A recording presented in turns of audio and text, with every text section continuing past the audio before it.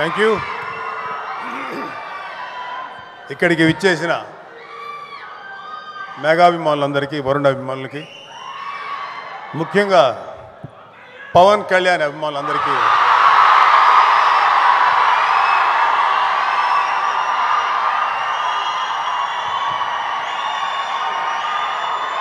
ఇప్పుడే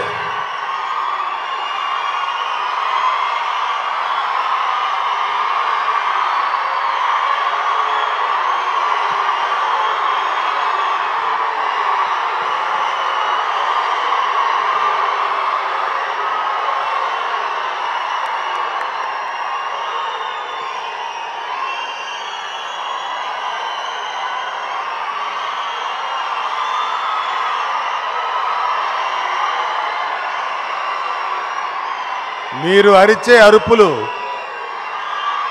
ఎవరి గుండెల్లో రైళ్లు పరిగెత్తాలో వాళ్ళ గుండెల్లో రైళ్లు పరిగెత్తాలి.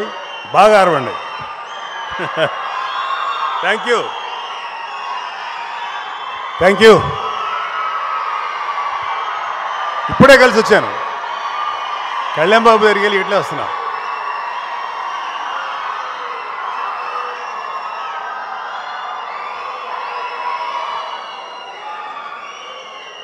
Thank you.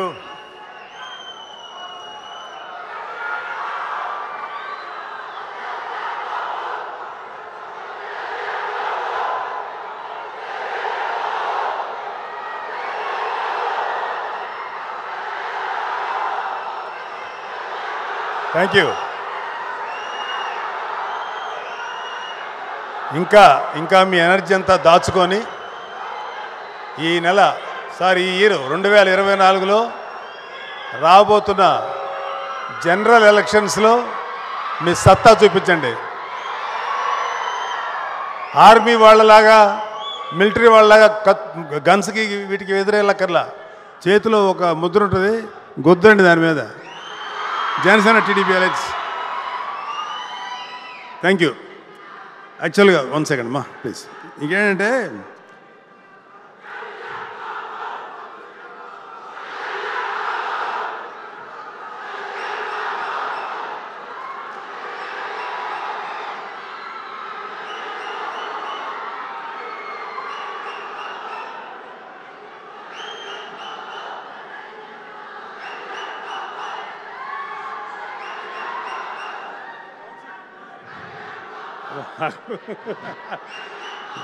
Let them.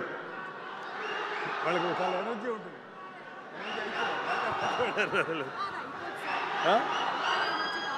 ఉంటుంది, కొంచెంసేపు ఉంటుంది. మీ ఎనర్జీ గురించి మాట్లాడుకుంటున్నాం.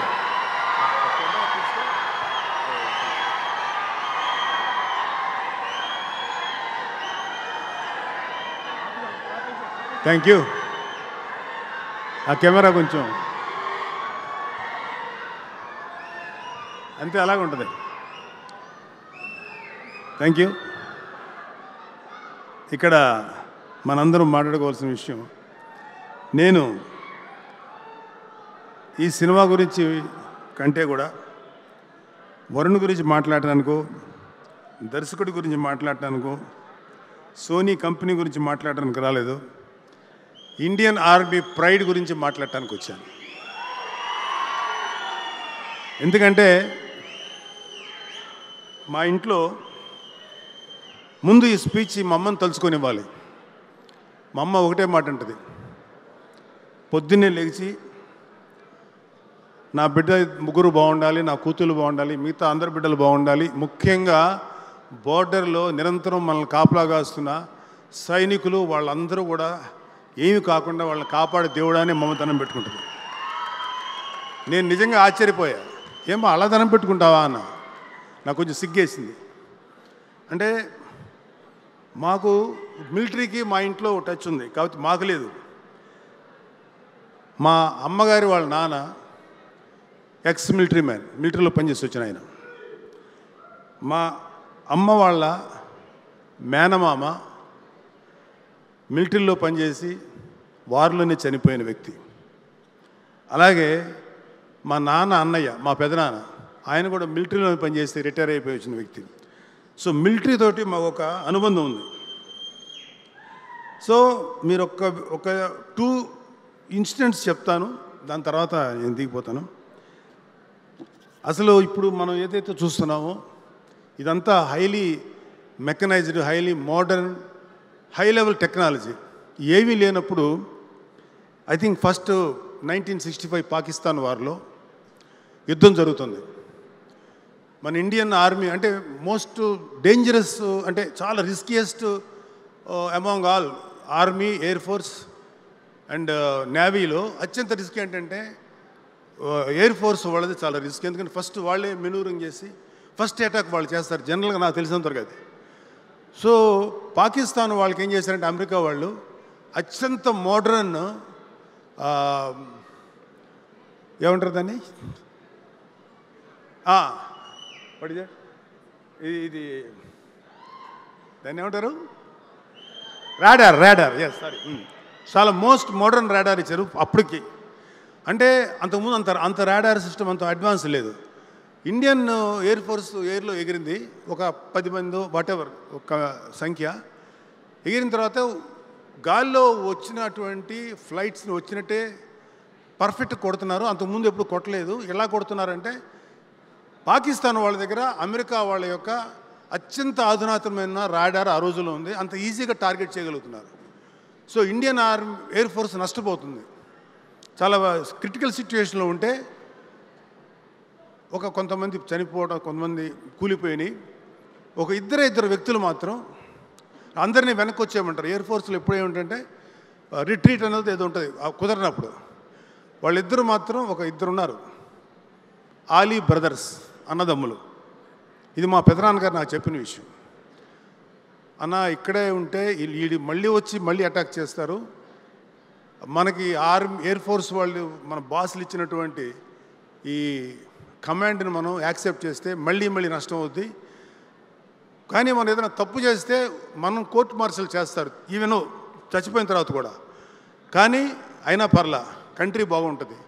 మన ఎయిర్ ఫోర్స్ చాలా బాగా యుద్ధం చేస్తే తద్వారా ఫాలో అవుతున్న ఆర్మీ అంతా చాలా ఎఫెక్టివ్గా పనిచేస్తుందని తెలుసుకొని వాళ్ళిద్దరూ దే ఐడెంటిఫైడ్ ఎక్కడ రాడార్ సిస్టమ్ ఉందో. మేబీ చాలా పెద్దవి ఉండొచ్చు, ఎంత పెద్ద హ్యూజ్ స్పేస్లో ఉండొచ్చు ప్లేస్లో. ఈ విమానాలన్నీ వెనక్కి వెళ్ళిపోయినాయి, రిట్రీట్ అని చాలా వరకు. వాళ్ళిద్దరూ ఆలీ brothers, own brothers, they are pilots. ఇద్దరూ కరెక్ట్గా గురి చూసి చెరొక వైపు నుంచి కరెక్ట్గా రాడార్ సిస్టమ్ని కొట్టేసి ధ్వంసం చేశారు. ఫస్ట్ సూయిసైడల్ కమాండోస్ వాళ్ళు, మళ్ళీ దెబ్బకి పాకిస్తాన్ తేరుకోలేదు. ఇండియన్ ఆర్మీ అద్భుతంగా యుద్ధం చేసి చాలా గొప్ప విజయం సాధించింది. అలాగే ఇంకొక ఇన్సిడెంట్ 1962లో చైనా వార్ వచ్చింది. దాన్ని బ్యాటిల్ ఆఫ్ రిజంగ్లా పాస్ అంటారు. ఇది చాలా ఇంట్రెస్టింగ్ ఉంటుంది. మీకు ఎవరికైనా ఓపిక ఉంటే యూట్యూబ్లో దొరుకుతుంది, చూడండి.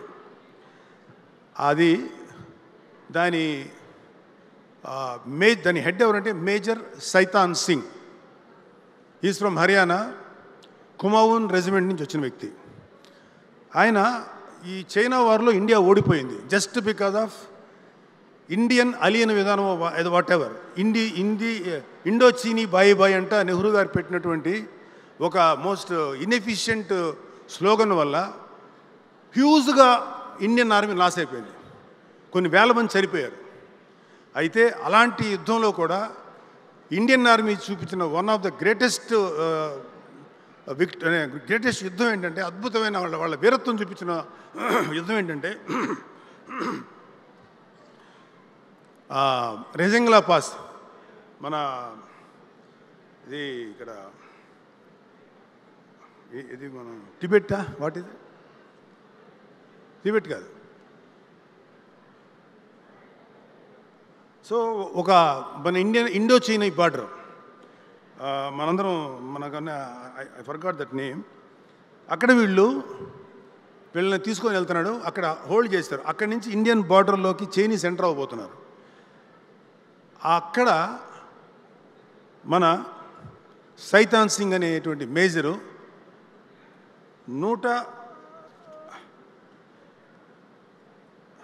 I have this number 120 army people తోటి వెయిట్ చేస్తున్నాడు.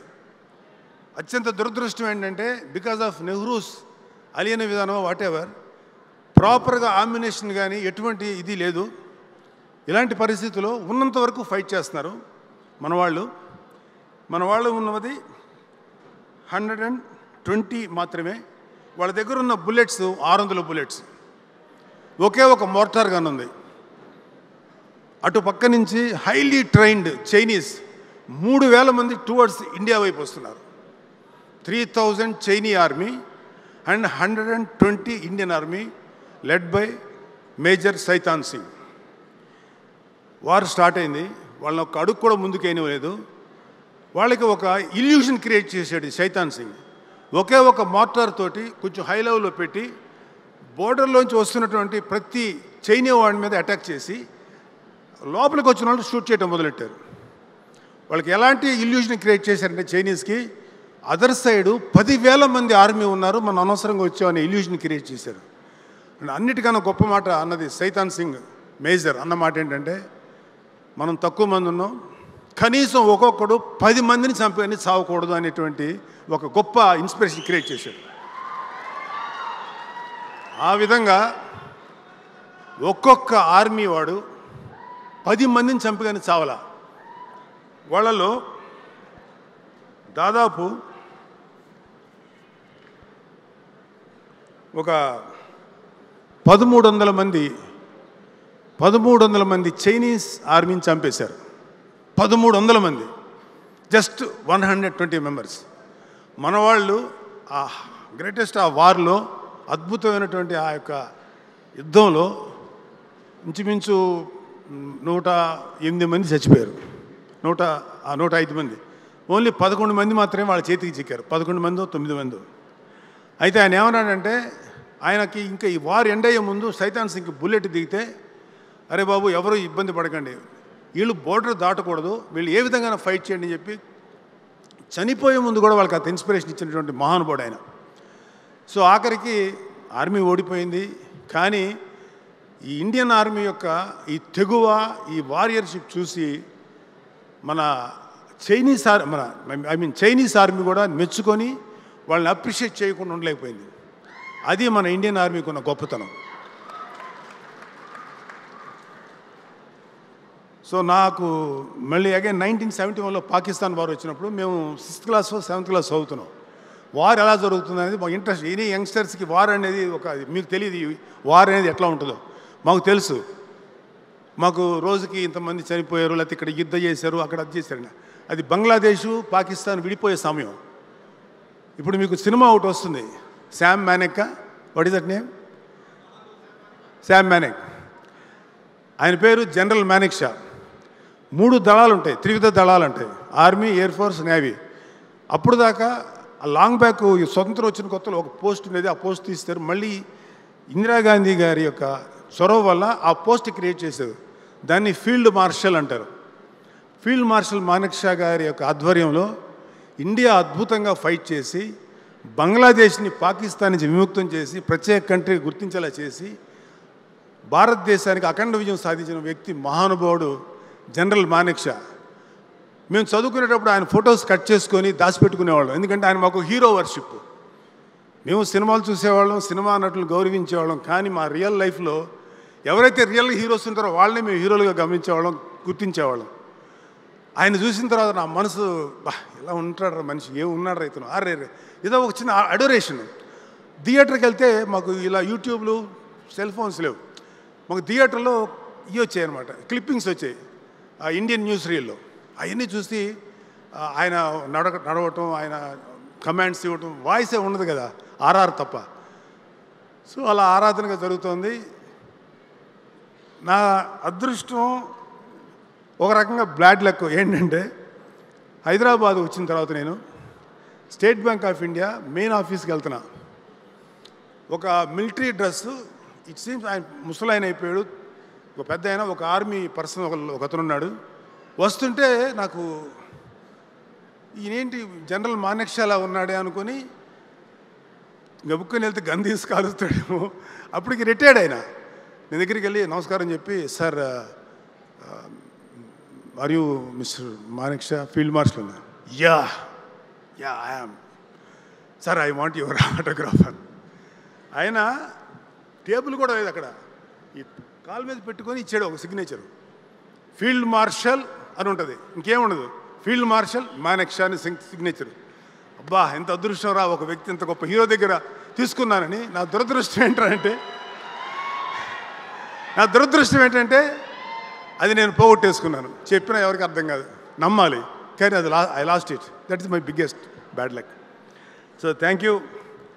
ఇప్పుడు నేను ఎందుకు వరుణ్ బాబుని, ఇప్పుడు మిగతా అందరూ క్రూని అభినందిస్తున్నాను మనస్ఫూర్తిగా. మన దర్శకుడు కానీ, వరుణ్ కానీ, మిగతా కెమెరా పాటలు రాసిన మీరందరూ కూడా ఒక గొప్ప సినిమాకి రాశారు. పుల్వామాలో జరిగిన అటాక్కి extraordinary retaliation by Indian air force. ఇది మరి చెప్పచ్చో చెప్పకూడదో నాకు తెలియదు, కానీ ఎలా జరిగిందో ఒక విట్నెస్ చెప్పాడు నాకు. అతను ఎలా చేస్తారంటే, బాబు come on let us go and అందరు వెళ్ళిపోయి, ఇప్పుడు మనం బాలాకోట్లో ఉన్నారు మన టెర్రరిస్ట్ గ్రూపు, పుల్వామాలో మన వాళ్ళని చంపేసిన వాళ్ళందరూ అట్లా అటాక్ చేయరు, అలా ఉండదు. మన వాళ్ళు ఇండియన్ ఎయిర్ ఫోర్స్లో నాకు తెలిసింది, ఇది చెప్పిన తర్వాత నన్ను అరెస్ట్ చేసిన ఆశ్చర్యపోను, చేయకపోతే వెరీ హ్యాపీ. నాకు చెప్పిన అతను, మరి అది ఎంతవరకు నిజం ఉందో తెలియదు, కానీ ఒక 5-6 ఎయిర్ క్రాఫ్ట్లు ఎప్పుడు ఇండియన్ నియర్ పాకిస్తాన్ బార్డర్లో ఉంది, గుజరాత్ సమ్వేర్, ఇక్కడి నుంచి వెళ్ళటం బాలాకోట్లో ఈ టెర్రరిస్టు క్యాంప్స్ ఉంటాయి, ఈ జస్ట్ బార్డర్ దాటి అలా మెనూరింగ్ చేసుకొని మళ్ళీ వెనక్కి వచ్చేవాళ్ళు. ఆర్మీ రెడీ అయిపోయి పాకిస్తాన్ ఆర్మీ అటాక్ చేసే లోపుగా మళ్ళీ వెనక్కి వచ్చేవాళ్ళు. ఇలాగా ఒక 7 నిమిషాలు చేశారు. వాళ్ళకి ఏమనుకున్నారంటే పాకిస్తాన్ వాళ్ళు, వీళ్ళు మనల్ని కవ్విస్తున్నారు, వీళ్ళకి పెద్ద రియాక్ట్ అవ్వక్కర్లేదు, చూద్దాం ఏం చేస్తారో అనుకున్నప్పుడు ఆ తర్వాత జరిగింది నాకు చెప్పాడు ఒక ఆయన. ఆల్ గ్రౌండ్ క్రూ ఎవరైతే దాంట్లో ఫ్లైట్స్లో బాంబులు గింబులు వాటెవర్ ఇవన్నీ పెట్టారో వాళ్ళందరినీ పిలిచారు. అందరి దగ్గర 24 to 48 hours all are kept, అంటే ఆ ఎయిర్ బేస్లో పెట్టేశారు. ఎవరికి ఇంటికి ఫోన్లు చేయటం లేదు. All phones are confiscated by the authorities. ఎవరు ఫోన్లు చేయకూడదు, ఎవరికి తెలియదు ఎందుకు ఏమైంది అని, ఎవరికి తెలియదు ఏమవుతుంది, మనల్ని ఎందుకు ఆపారంటే ఏదో జరగబోతుందని మాత్రం స్మెల్ చేశారు. తెలిసింది ఎవరికంటే ఆ wing commander who is going to strike. So ఇలా చేసిన తర్వాత అంతా అయిపోయింది, 48 hours అయిపోయింది. మొత్తం లేచినాయి ఒకేసారి. లేచి జస్ట్ మన బాలాకోట ఎడ్జ్లోంచి వెళ్ళి ఎక్కడైతే terrorist camps in the name of ISI లేకపోతే పాకిస్తాన్ మిలిటరీ అని చెప్తున్నారో వేసి బాంబ్స్ అన్ని వేసి డెస్ట్రాయ్ చేసి 10 to 12-15 minutes లోపల ఫినిష్ అయిపోయింది. ఒక్క టెర్రరిస్ట్ క్యాంప్ కూడా మిగల. అలా చంపేశారు మన వాళ్ళు గన్స్ తీసి కాల్చేలోపుగా వెనక్కి వచ్చారు. ఇది ఒక రిటాలియేషన్గా తీసుకొని మా ల్యాండ్లో మీరు యుద్ధం చేస్తారని. కానీ మన ఆర్మీ వాళ్ళని, మన BSF వాళ్ళని ఒక సూసైడ్ బాంబర్తో కాల్చినప్పుడు మాత్రం అది కాదు, మనం వేస్తే మన వాళ్ళందరూ వెళ్ళి చేస్తే అది తప్పు అయిపోయింది. సో దాట్ మన వాళ్ళు తీసుకున్న రిటాలియేషన్ ఫర్ దిస్, ఈ రిటాలియేషన్కి అద్భుతంగా సహకరించి మన ఇండియన్ ఆర్మీ ప్రైడ్ నిలిపారు చూడండి ఒకే ఒక మహానుభావుడు, that is Narendra Modi, greatest leader. అంతకు ముందున్న ఏ లీడర్ కన్నా కూడా నాకు నరేంద్ర మోడీ గారు ఎందుకు ఇంట్రెస్ట్, ఎంత గొప్ప గౌరవం అంటే, ఆయన గురించి ఎందుకు అంత గొప్పవాడాడు మీకు ఒక విషయం చెప్తాను. మన శ్రీనగర్లో జెండా కట్టడానికి వణికిపోయేవాళ్ళు హిందూస్. ఈ ఇస్లామిక్ టెర్రరిస్టులు అంతమంది ఉండేవాళ్ళు అక్కడ. మంచి అమాయకులు అయిన ముస్లిమ్స్తో పాటు వాళ్ళు కూడా ఉండేవాళ్ళు. ఎవరు వస్తారు రండ్రా చూద్దామంటుంటే మోడీ గారు ఆయన ఫ్రెండ్. అలాంటి సిచ్యువేషన్లో ఒక జీప్ వేసుకున్నారు, ఏం వేసుకున్నారు, యంగ్స్టర్స్ వాళ్ళు అలా దూసుకెళ్ళి అందరూ టెర్రరిస్ట్ క్యాంపులు అందరూ ముందు వెళ్ళి, అంటే ఎవరు అక్కడ ఉన్నారు, ఎవరు ఎట్టించి అటాక్ చేస్తారు లేదు, భయపడిపోతున్నారు. శ్రీనగర్ మంచి ప్లేస్లోనూ సమ్ ఇంపార్టెంట్ ప్లేస్లో ఒక అద్భుతంగా జెండా ఇండియన్ ఫ్లాగ్ని ఆవిష్కరించి జనగణమన పాడి సెల్యూట్ చేసి వచ్చేసారు. మళ్ళీ దొరకలే, అంత ఫాస్ట్ వెనక్కి వచ్చేసారు. That is Modi. దేశం మీద అంత భక్తి ఉన్న వ్యక్తి ఆయన ఆధ్వర్యంలో కాబట్టి ఇవాళ జరిగింది ఇది బాలాకోట్. సో దానికి అద్భుతమైన పేరు పెట్టారు మన డైరెక్టర్లు వాళ్ళు, ఆపరేషన్ వ్యాలంటైన్స్ అని. బికాజ్ మన మీద అటాక్ జరిగింది ఒకటి అదే రోజు అనుకుంటా. సో అది పేరు పెట్టారు. సో ఇక్కడ నా కొడుకుని నేను హైలైట్ చేయడానికో ఏం రాలేదు. బట్ మా వరుణ్ అంటే నాకు ఎందుకు ఇష్టమో చెప్తాను. వాడు ఎప్పుడు కూడా ఒక కొత్తదనం కోసం ట్రై చేస్తాడు, రిస్క్ తీసుకుంటాడు. ఆ రిస్క్ తీసుకోవడంలో చాలాసార్లు ఫెయిల్ అయ్యాడు. యాజ్ ఏ ఫాదర్గా కొడుకు సక్సెస్ అయినప్పుడు ఎంత సంతోషపడతాం, ఫెయిల్ అయితే కూడా అంతే పెయిన్ ఉంటుంది. నేను ఎప్పుడు అడగను, వాడు నాకు చెప్పడు. నా బాధ వాడికి తెలుసు, వాడి బాధ నాకు తెలుసు. ఇద్దరం నిశ్శబ్దంగా ఉంటాం. ఎప్పుడైనా వెళ్ళి పర్లేదురా ధైర్యంగా ఉండంటే లేదురా నేను మామూలుగా అంటాడు. ధైర్యం చెప్దామన్న ఉత్సాహం కూడా పోతుంది నాకు. So I love my son because the way he choose his characters.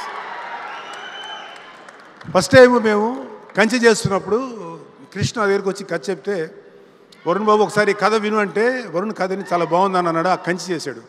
So Varun body language other than ఫిదా లాంటి లవ్లీ స్టోరీసు, లేకపోతే తొలి ప్రేమ లాంటి లవ్ స్టోరీస్తో పాటు గద్దలకొండ గణేష్ లాంటి టఫెస్ట్ రోల్స్తో పాటు ఒక ఆర్మీ మనిషి ఎలా ఉంటాడు అనేది వాడి అదృష్టం, వాడి ఫేట్, వాట్ ఎవర్, అద్భుతమైనటువంటి ఫిగర్ ఇచ్చాడు అతనికి. ఈ ప్రకృతి, ఈ దేవుడు నేను నమ్మను కానీ, బట్ దేవుడు ఇచ్చాడు అనుకుంటే దేవుడు ఇచ్చాడు.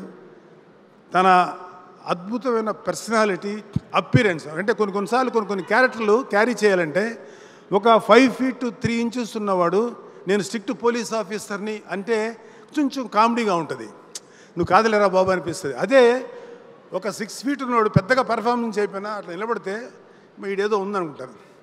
అతని అదృష్టం, వరుణ్ బాబు అదృష్టం, అంత మంచి పర్సనాలిటీ రావటం, వాళ్ళ తల్లి ఆశీర్వాదం, వాట్ ఎవర్.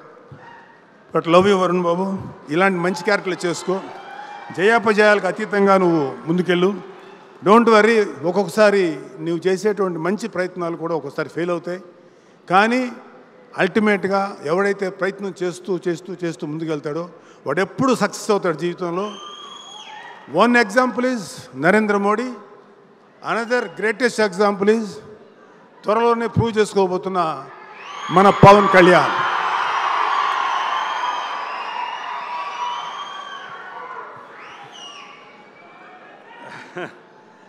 సో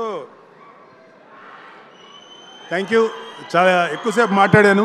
మీకు ఎవరికైనా బోర్ కొట్టించుంటే క్షమించాలి. కానీ మన ఇండియన్ ఆర్మీని మనం గౌరవించుకోకపోతే నాకు ఇది ఒక అద్భుతమైన అవకాశం. నేను ఏ సినిమాలో మీకు గమనించుంటారు లేదు, నేను ఈ మధ్యలో ఏ సినిమాలోకి గెస్ట్గా కూడా వెళ్ళా, ఇంక్లూడింగ్ వరుణ్ సినిమా. ఈ సినిమాకి ఇలాగా మా అన్నయ్య గారు వస్తున్నారంటారు, నేను కూడా రావచ్చా అని అడిగా. నువ్వు రావు కదా నాన్న అన్నాడు. లేదురా వస్తాను, just I want to share my feelings about our Indian army. చెప్పాలనిపిస్తుందిరా రా అంటే రామ్మన్నాడు. I'm very honoured. And another ఇది వరుణ్ ఒక చిన్న రిక్వెస్టు. ఇప్పుడు నేను చెప్పబోతున్న అమౌంట్ పెద్ద అమౌంట్ కాకపోవచ్చు, కానీ నా తల్లి నాకు బర్త్డేగా మొన్న అక్టోబర్కి ఒక గిఫ్ట్ ఇచ్చింది, కొంత డబ్బు. ఆ డబ్బుతో కలిపి నేను కూడా కొంత జత చేసి చిన్న అమౌంటే ఒక 6 లక్షల రూపాయలు వీరనారి అంటే ఇండియన్ డిఫెన్స్ వారికి ఇచ్చేటువంటి, ఒక భర్తలు కోల్పోయినటువంటి స్త్రీలకి మనం ఇచ్చేటువంటి ఒక చిన్న కంట్రిబ్యూషన్ 6 lakhs. అది నాకు Varun with your my personal request is నువ్వు, డైరెక్టరు సిద్ధు, మీ ప్రొడ్యూసర్స్ ముగ్గురు వెళ్ళి బిఫోర్ రిలీజింగ్ ఎందుకంటే నేను కొంచెం మళ్ళీ ఊళ్ళు తిరగాల్సి వస్తుంది పొలిటికల్ పని మీద, నువ్వు ముగ్గురు కలిసి వెళ్ళి ఇచ్చి ఒక ఫోటో తీసుకొని నాకు పంపించండి. I will be very happy. Siddhu please ready. రేపు ఇవాళ సండే కదా, రేపు నీకు ట్రాన్స్ఫర్ చేస్తాను వరుణ్కి ఇచ్చి. Thank you. జై హింద్, జై జనసేన, జై పవన్ కళ్యాణ్.